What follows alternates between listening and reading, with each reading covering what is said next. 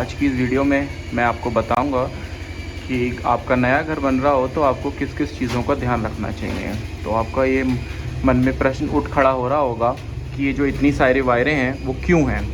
तो जैसा आप देख सकते हैं कि इसमें एक मेन लाइन, दो मेन लाइन, तीन मेन लाइन, चार और ये पाँच और ये की छः, ये छः मेन लाइन गई हैं।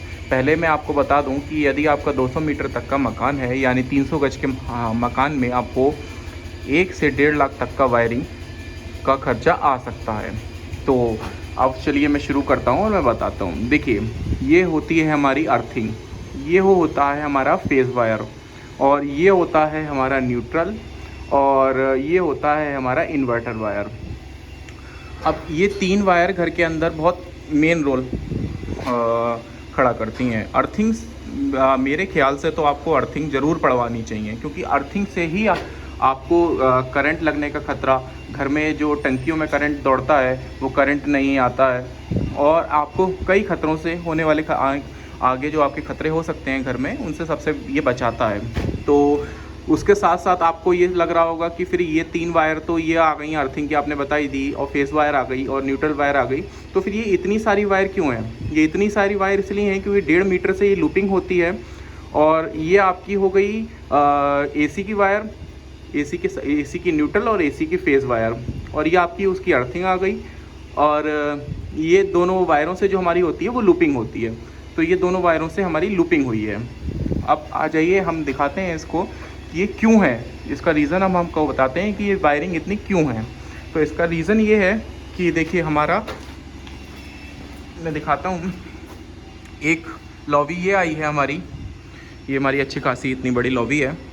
दूसरी हमारी ये किचन है, ये देखिए ये किचन है। और एक हमारा रूम ये आया है, और एक हमारा रूम ये है। तो टोटल मिलाकर, और बाकी हमारे दो रूम हमारे उसमें पीछे हैं, पीछे की साइड में एक, और एक ये इधर साइड में। तो हमारे टोटल मिलाकर 5 रूम हैं। तो 5 रूमों में हम लोगों ने क्या किया है कि हर एक वायर को, पर्टिकुलर वायर को हर एक कमरे से अलग अलग लेकर चले हैं हम। जैसा कि मैं आपको बता पाऊँ कि ये हमारी सबसे पीछे वाले कमरे से वायरिंग आ रही है, ये हमारे सेकंड रूम से वायरिंग आ रही है पीछे वाले से, ये हमारी लॉबी की वायरिंग है, और ये हमारी फ्रंट वाले 2 कमरों की वायरिंग है, और ये किचन और ये सभी जितनी भी ओपन एरिया है और किचन है, और ये सबकी सेपरेट वायरिंग है। तो इससे हमें सबसे ज़्यादा मेन चीज़ में प्रॉफिट ये मिलता है कि यदि हमारे घर में कहीं भी कभी भी आग लगती है तो हमारी एक एमसीबी यहाँ पे लगी रहेगी, पर्टिकुलरली एक अलग अलग एमसीबी। तो वो शटडाउन लेगी एमसीबी, और आपका जिस रूम की आपको लाइट या में कोई प्रॉब्लम होगी उसी रूम की लाइट आपकी जाएगी। एक्स्ट्रा में कोई भी रूम आपको परेशान नहीं करेगा कि जैसे किसी और रूम में लाइट चली गई और आपके फिर सभी घरों में, पूरे घर में आपके लाइट चली जाए, ऐसा नहीं होगा फिर इसमें, आप अगर ये सब प्रिकॉशंस लेके चलेंगे। और फिर उसके साथ में मैं आपको दिखाऊं, एक मेन बॉक्स हमारा यहाँ आ गया।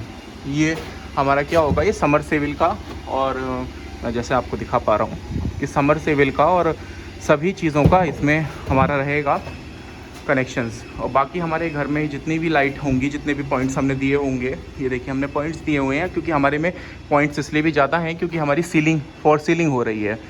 ये आप ध्यान दे रख सकते हैं कि अगर आपके में घर मकान में फॉर सीलिंग नहीं है तो आपकी वायरिंग कम पड़ेगी।